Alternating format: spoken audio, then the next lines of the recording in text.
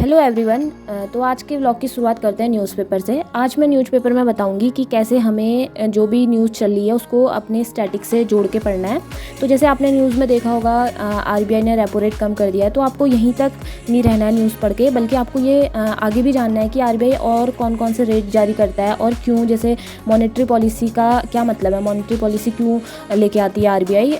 तो जैसे repo rate हो गया और रिवर्स रेपो रेट हो गया, SLR, RRR क्या है, ये सारी चीज़ें हमें स्टैटिक से जोड़ के पढ़नी है। क्योंकि जब भी प्रीलिम्स में क्वेश्चन आएगा तो करंट का तो एक मान लीजिए 3 ऑप्शन दिए हैं, तो एक ऑप्शन मान लीजिए करंट से जोड़ दिया, बाकी जो 2 ऑप्शन होंगे वो स्टैटिक से ही होता है। तो न्यूज़ पढ़ने का मतलब ये है कि आपको उसे स्टैटिक से जोड़ना है। जैसे ये न्यूज़ में जब पढ़ी थी तो मैंने MPC पढ़ा और MPC के बारे में थोड़ा सा शॉर्ट नोट बना दिया था, मॉनेटरी पॉलिसी कमेटी के बारे में। उसमें आपको जैसे ये पढ़ना है कितने मेंबर होते हैं, कितने गवर्नमेंट ऑफ इंडिया के होते हैं, कितने RBI के होते हैं। तो ये सारी चीज़ें, अपॉइंटमेंट क्या है, रीअपॉइंटमेंट होता है नहीं होता है, मीटिंग के लिए कितने मेंबर होने ज़रूरी है, तो ये सारी चीज़ें आपको स्टैटिक से जोड़ के पढ़नी है। और ऐसे ही जैसे दूसरी न्यूज़ थी G7 पे आई थी। आपको पता होगा, जिन्होंने 25 का पेपर देखा होगा या दिया होगा, जैसे नाटो के मेंबर पूछ लिए थे कि कौन कौन नाटो के मेंबर है। वैसे ही अगर आप G7 के बारे में पढ़ रहे हैं तो आपको ये पता होना चाहिए कब बना था, उसका हेडक्वार्टर कहाँ है और अभी लेटेस्ट उसकी मीटिंग कहाँ हुई थी, कितने मेंबर हैं। तो ये सारी चीज़ें ऐसे आपको न्यूज़ को स्टैटिक से जोड़ के पढ़ना है। अपना न्यूज़पेपर फिनिश करने के बाद मैंने आज आर्ट एंड कल्चर स्टार्ट कर लिया था।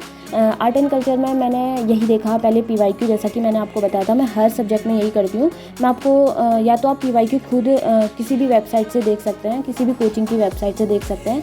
मैंने आप जानते होंगे अमित खिल्लोर करके एक सर हैं, उन्होंने पूरा जितना भी PYQ था, क्या क्या थीम है, वो सारी चीज़ें एक जगह कलेक्ट करके अपने टेलीग्राम पे डाली हैं। तो अगर आपको भी चाहिए होंगी तो आप भी टेलीग्राम में जाके उनका अमित खिल्लोर करके अगर सर्च करेंगे तो आपको मिल जाएगा। उन्होंने चारों GS पेपर के एक साथ कलेक्ट करके दिए हैं।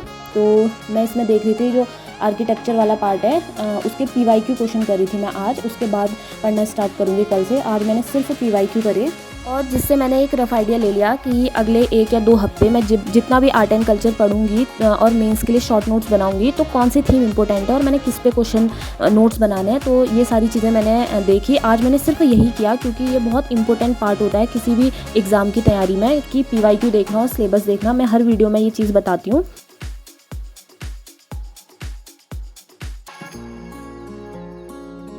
तो आर्ट एंड कल्चर अपना फिनिश करने के बाद मैंने जैसा कि बताया था, अब हाल ही में मेरा स्टेट पीसीएस का एग्ज़ाम होने वाला है, तो मुझे साथ ही प्रीलिम्स का भी पढ़ना था। तो मैं उसके लिए भी PYQ लगा रही थी क्योंकि मुझे 2-3 साल हो गए तैयारी करते हुए। तो वो तो मैंने पढ़ा हुआ है जो स्टैटिक है, तो मैं PYQ लगा रही थी क्या इंपॉर्टेंट है, और सारे स्टेट का लगा रही थी, चाहे वो MPPSC हो, UPSC हो और UPPCS हो। तो मैं सारी ही जगह का लगा रही थी।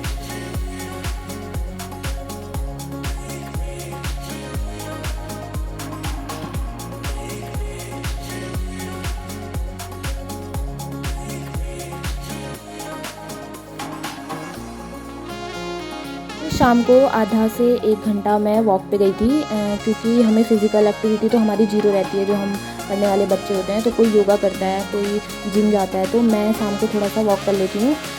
और इसके बाद शाम को मैं बैठी थी करंट अफेयर्स पढ़ने, क्योंकि करंट अफेयर्स में स्टेट पीसेस का पढ़ी थी, इसके लिए थोड़ा अलग पढ़ना पड़ता है। द हिंदू से वो कवर नहीं होता है। तो क्योंकि अब 15 से 20 ही दिन मेरे एग्ज़ाम के बचे हैं तो मैं अपना स्टेट पीसेस भी इग्नोर नहीं कर सकती। तो इसलिए मैं, और करंट अफेयर्स का बहुत बड़ा रोल रहता है। जो स्टेट पीसेस देते हैं उनको इस चीज़ का पता रहता होगा कि अगर 100 क्वेश्चन है तो उसमें से 20-25 क्वेश्चन करंट अफेयर्स का पोर्शन रहता है। तो करंट अफेयर्स बहुत इंपॉर्टेंट पार्ट है। कल मैं ऑप्शनल नहीं पढ़ पाई थी तो आज दिन की शुरुआत मैंने ऑप्शनल से ही करी। इसमें मैं अभी कोई नोट्स नहीं बना रही हूँ, अभी मैं 1 या 2 बार इसे सिंपल पढ़ूंगी और साथ ही मैं PYQ भी देख रही हूँ और ChatGPT, जेमिनी, इनकी जो भी हेल्प हो सकती है वो हेल्प ले रही हूँ। जब 1-2 बार रीड हो जाएगा उसके बाद जाकर मैं नोट्स बनाऊँगी, शॉर्ट नोट्स। तो यहीं पे मैं अपने व्लॉग को ख़त्म करती हूँ और आप भी करते रहिए सही स्ट्रेटजी से तैयारी। और अगर आपको मेरे व्लॉग पसंद आते हैं तो लाइक करें और सब्सक्राइब करें।